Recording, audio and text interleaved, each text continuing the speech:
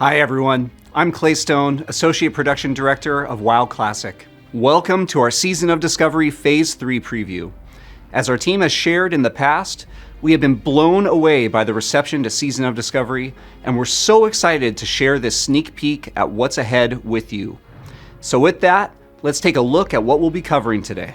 We'll kick things off with raid information, then a preview of rune abilities, followed by our PvP updates, changes and additions being made to world events, a look at what's coming to professions, and close it out with a very important system update, and more, which you're definitely going to want to stick around for. All right, so just like last time, some disclaimers. We're going to put the build up on PTR soon to check our era and hardcore realms, but like all the other phases, Phase 3 of Season of Discovery will not have a PTR for player testing. Still, there will be some data mining that occurs in advance of the launch. But as we've been saying since the beginning of Season of Discovery, not everything data mined will actually be in the phase or future phases, so speculators beware. And conversely, there's more to discover in this upcoming phase and beyond than we're going to talk about ahead of time, and we want your feedback. Everything we do across Classic continues to be a journey that is co-written by you, the players, and we can't wait to hear your thoughts on all of it.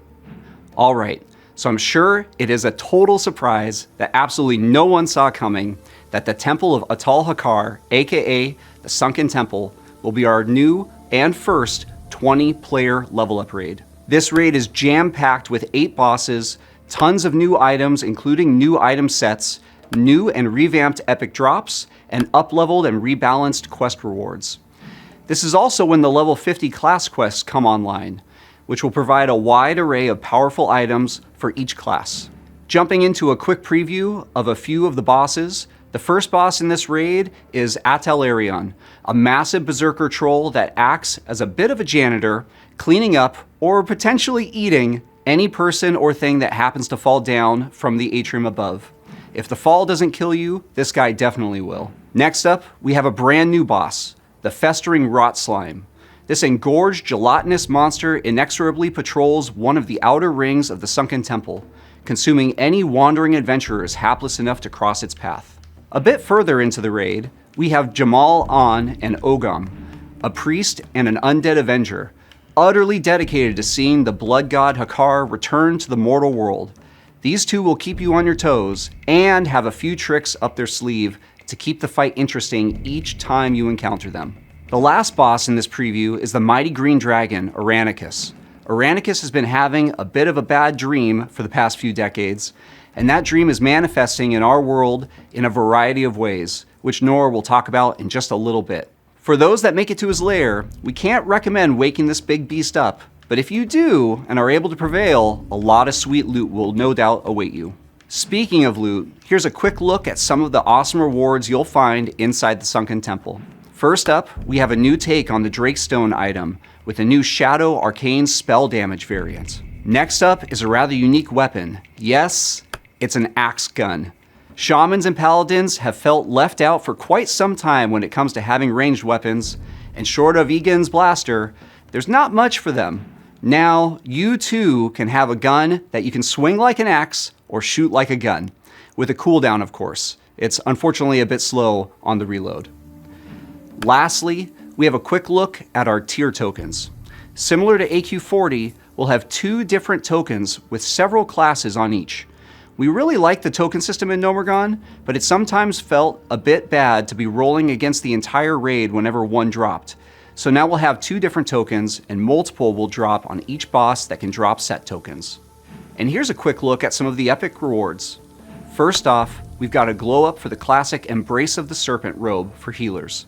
We've also updated the sword Dragon's Call. One cool thing about this weapon is that we've added several brand new glow effects for weapons in this patch. And this is one of the first items to take advantage of having a very fancy, but still quite classic, new glow. And just like in previous raids, we've got several fun items lined up as well. The first item is the Atalai Blood Ceremony, which allows you and a friend or frenemy to play a deadly game where only one survives. This item is great for when you need to decide something, and a coin flip just won't cut it. The unorthodox Hex Stick allows you to embrace your inner critter and transform into a disgusting little creepy crawler to dazzle and disgust your friends. These are just a few examples, and there are several cool things coming with this patch.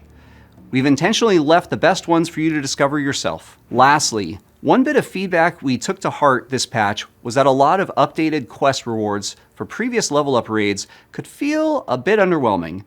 So for Sunken Temple, we've actually gone a step further and helped rebalance and restat many of the existing quest rewards.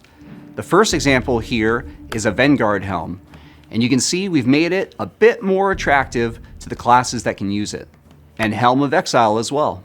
And while not a quest reward, we have also carried forward some of the work we did updating dungeon drops in the previous phase, and revamped even more dungeon drop rewards, including Princess Theradras's Scepter. And with that, I'll turn it over to Matt to give us a preview of runes and just some of the new abilities you'll get access to. Hey folks, I'm Matt Everett, Senior Engineer on the Classic team. I'll go over some of the new runes you might find in Phase 3. Before that, I want to note that we heard your feedback that a lot of runes last phase weren't accessible until level 40. We've tried to balance Phase 3, so you'll find more runes while leveling, but you'll still have some to look forward to at 50. Let's look at Druids first. Gore gives you a chance to reset some key feral cooldowns and generate some rage. And Improved Bark Skin gives you all the benefits of Bark Skin without the drawbacks, and you can cast it on your friends. Next up are Hunters. With Lock and Load, your traps grant you a free shot with no cooldown. This could be a great 1-2 punch with something like Double Chimera Shot. Focus Fire lets your pet build up Frenzy, which increases its attack speed. You can activate it to consume your pet's Frenzy, boosting your attack speed and granting your pet focus. Next up are Mages. Deep Freeze is a powerful 5-second stun on a frozen target. If the target's immune to stuns, it takes significant damage instead. Balefire Bolt lets you live on the edge of risk and reward, dealing heavy damage but decreasing your spirit. If you reach 0 spirit, you die. And by the way, if you're leveling a new mage, you might find this rune earlier than you expect.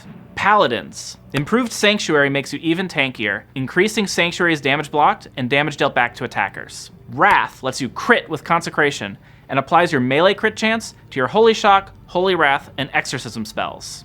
Let's look at Priests.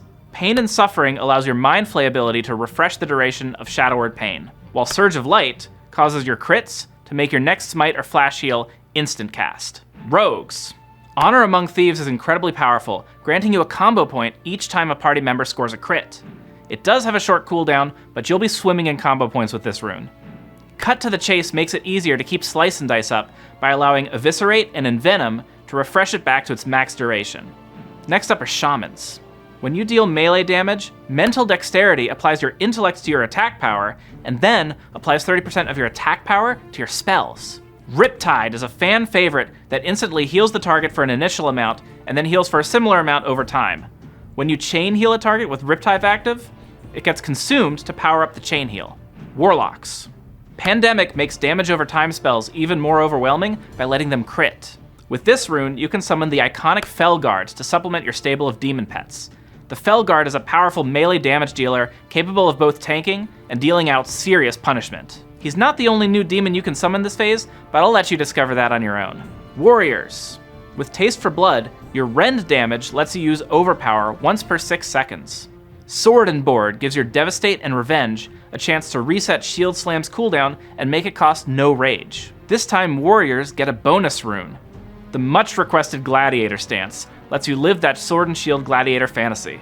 This increases your damage when wearing a shield, as well as letting you use abilities from other stances at the cost of survivability. This is one we've really been looking forward to bringing to the season, and we can't wait to see what Warriors are able to do with it. I love watching players work together to find all the new runes each phase, and I'm looking forward to this one. Up next, Nora will join us to talk about PvP updates. Hey, thanks Matt. My name's Nora Valletta, and I'm a lead software engineer on WoW Classic. I'm here to talk about some of the other updates we've got coming in Phase 3, starting with PvP.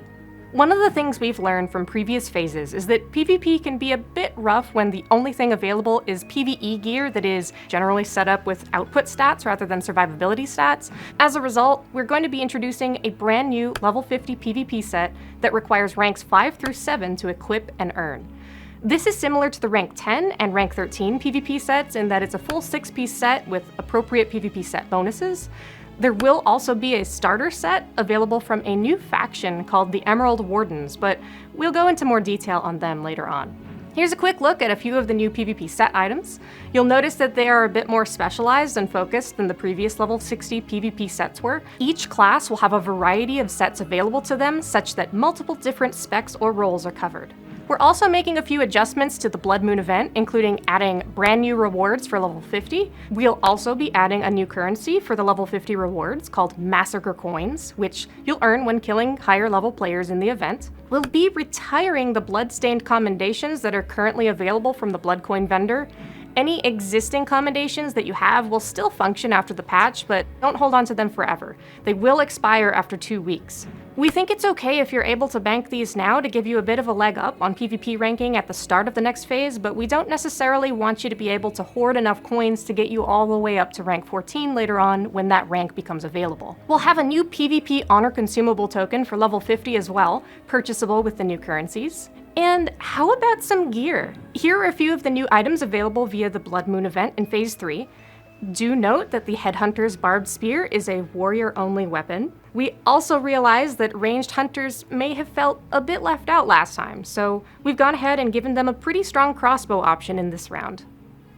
Well, Phase 3 of Season of Discovery will soon be upon us, and with it comes new loot, new opportunities to gain experience, and new adventure.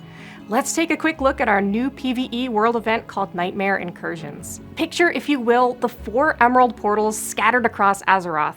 At this point in history, the Dragons of Nightmare, Terrar, Ysondra, Emerus, and Lethan have not yet arrived to spread their terror. However, as you approach each portal, you can't help but sense hidden danger. Something's not quite right. Those brave enough to enter an emerald portal will be plunged into a realm seeping with corruption and overrun with dragons, treants, and other poor souls driven mad by the corruption. But beware, not all foes are alike. Some enemies can be defeated by a single seasoned adventurer, while others are perhaps too powerful to be faced alone. Nightmare Incursions offer repeatable PvE content for levels 25 through 50. To check it out, simply enter one of the 4 emerald portals located in Duskwood, Ashenvale, Hinterlands, or Feralis. This is a great new opportunity to earn experience, and those who choose to jump in and fight the corruption will have the chance to earn reputation with an all-new faction called the Emerald Wardens. With great danger comes great rewards. The Emerald Wardens will be very grateful for your help and will be offering a selection of choice new items to sweeten the deal. One of the cool things about Nightmare Incursions is that we plan to include some rewards at different player levels, as there will be content available for players roughly level 20 all the way to 50 across all 4 Nightmare portals. The first example is this Nightmare Siphon Trinket, which could be really fun for low-level alts. For level 50, we have the Roar of the Dream, a somewhat unique ring that has a sizable spell damage proc on it. Lastly, we also plan to take a page from the Burning Crusade playbook and make a level 50 PvP set available at Honored with the new Emerald Wardens faction. This set isn't as powerful as some of the other PvP item rewards we plan to add this phase, but it's a good stepping stone into the better items later on. With the launch of Phase 3 comes a host of interesting new updates to professions. Continuing on from the first 2 phases, we'll be introducing a new quest chain to give players access to new nightmare armaments, crafting recipes, as well as some fun things for engineering, enchanting, and alchemy. We've also learned a few lessons from the previous phase of professions, so the cost to access the recipes will be essentially free in terms of raw gold, and the cost of the recipes that Ziri offers in Gnomeregan are going to be decreased as well, in case you want to buy additional recipes for completion or you have an alt that wants to snag the recipes for themselves. We think gold sinks are important and are going to explore different ways later on to do that are not so directly on the critical path of gear progression. Here's a quick look at a few of the crafted items you can make this phase.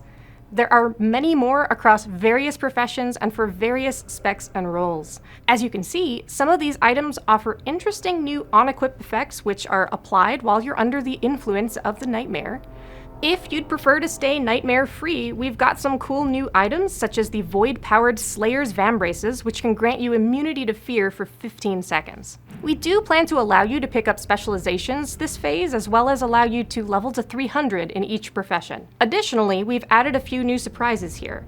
For example, we are adding a quest to allow you to get additional potion, elixir, and flask procs when crafting those types of consumables. You'll also have to do a little bit of legwork to unlock these things, but the benefits should be well worth it. The lion's share of our new toys involving professions specs will be coming after level 60, and we have some very cool things planned there to allow you to make the most of your professions. Well, that was a lot of updates. I hope I didn't forget anything. Josh, I'm not forgetting anything, am I? Now that you mention it, Nora, there is one small system update you might have missed. But first, hi, I'm Josh Greenfield, Senior Game Producer on WoW Classic. So there is one small system change coming, and honestly, the update is so minor we almost didn't mention it, because we didn't think anyone would really care, but since we're all previewing things, we figured we might as well. So, in 1.15.2 with Phase 3, you may happen upon a dashing dwarf from a faraway land that has one very special talent that he wants to share with you, for a small fee, of course. Actually, to be a little bit more specific, he has 2 sets of special talents to share. Like I said, we were pretty sure this wouldn't be a big deal to most players. We probably should have just left it out of the presentation entirely. So, with that, we're approaching the home stretch, but we've got a tiny bit more to discuss, and we want to take some time to cover a few other miscellaneous topics, commonly asked questions, as well as a quick look at how things will start to shape up at level 60. So let's jump right into that. So the first topic here is world buffs. As with the previous phases, we'll continue to allow you to use the previous world buff up through the current max level. The new raid, Sunken Temple, will also include a new world buff. We'll also be making some rather powerful consumables available for exchange on a certain NPC using materials found in the Sunken Temple raid. These are spiritually similar to the Zanza elixirs that you could obtain by exchanging items found in Zul'Gurub. They're quite powerful, so you'll definitely want to bring them with you to the raid when you can. Also, as with previous phases, we did want to clarify that bankable, repeatable turn-in items will not function to allow you to level quickly from 40 to 50. We really love the preparation aspects of Original WoW, and things like pre-questing are great, but being able to bank hundreds or even thousands of repeatable quest turn-in items to get multiple levels right when the phase begins is not going to be supported in this or any phase going forward.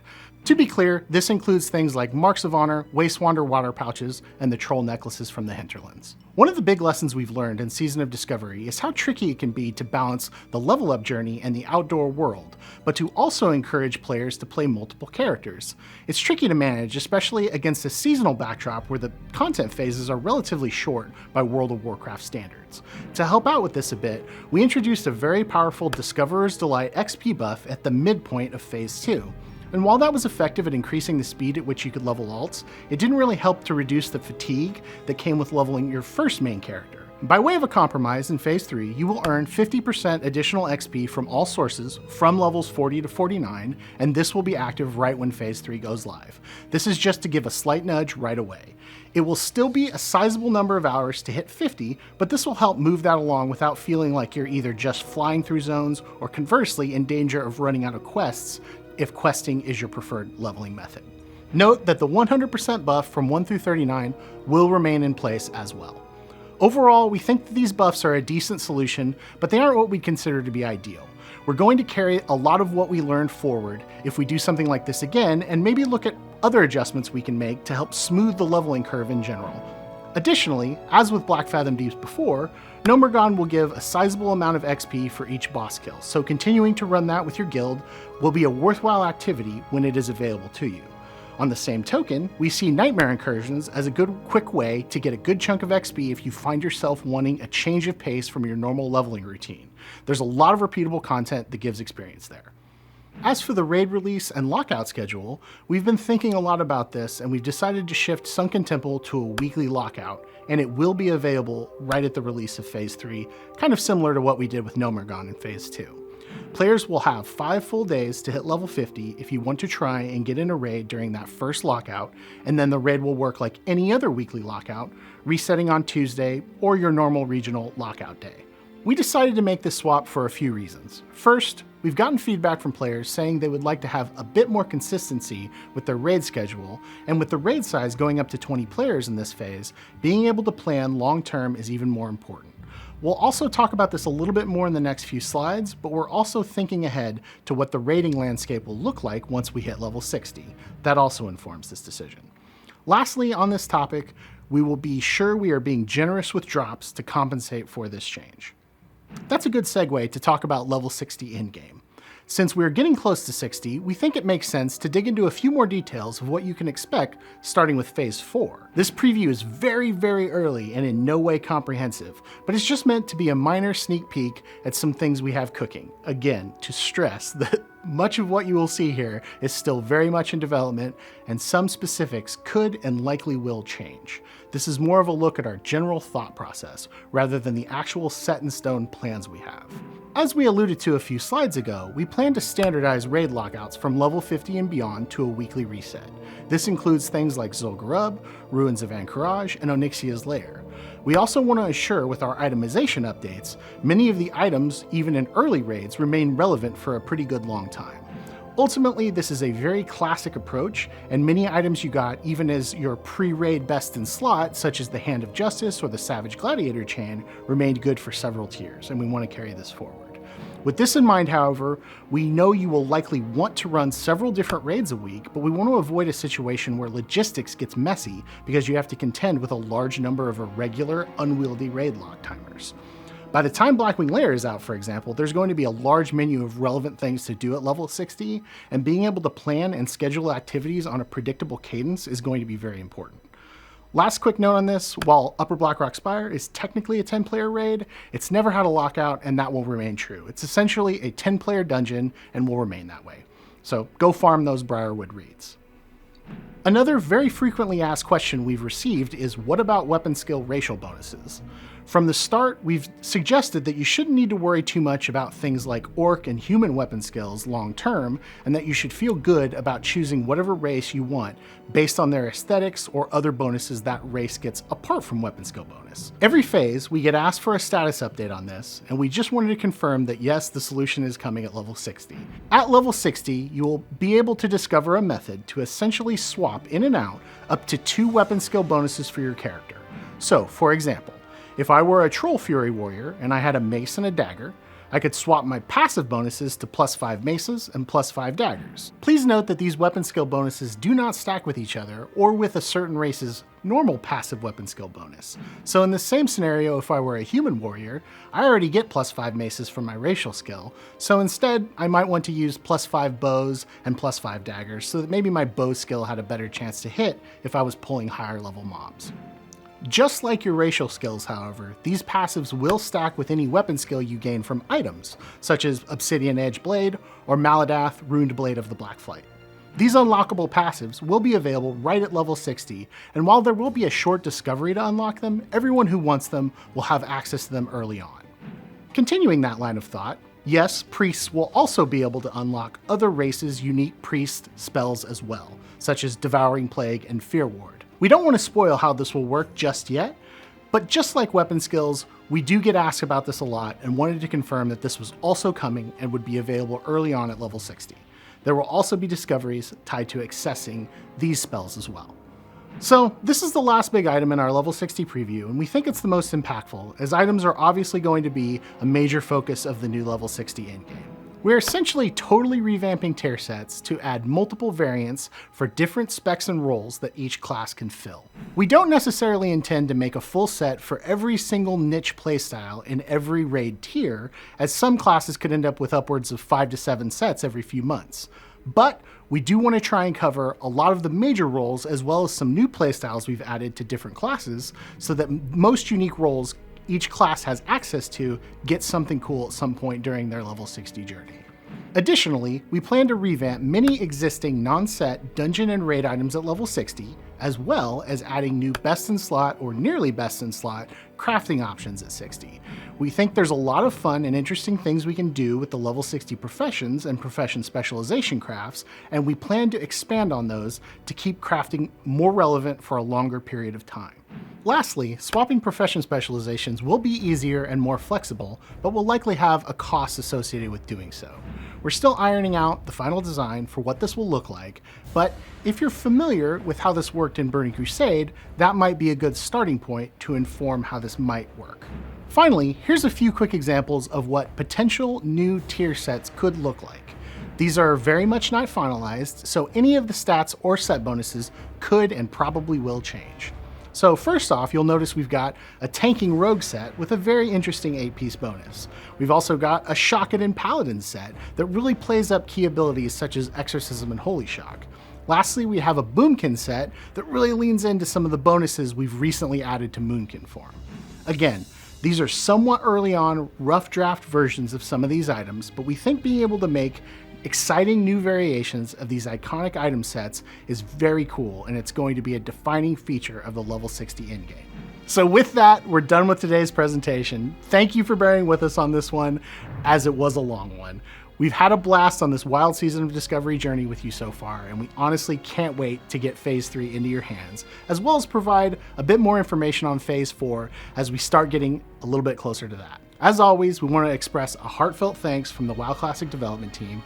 Thank you for playing with us, thank you for the feedback, and thank you for the participation in helping us develop this season. We'll see you again when Season of Discovery Phase 3 goes live shortly. Thank you again, and goodbye.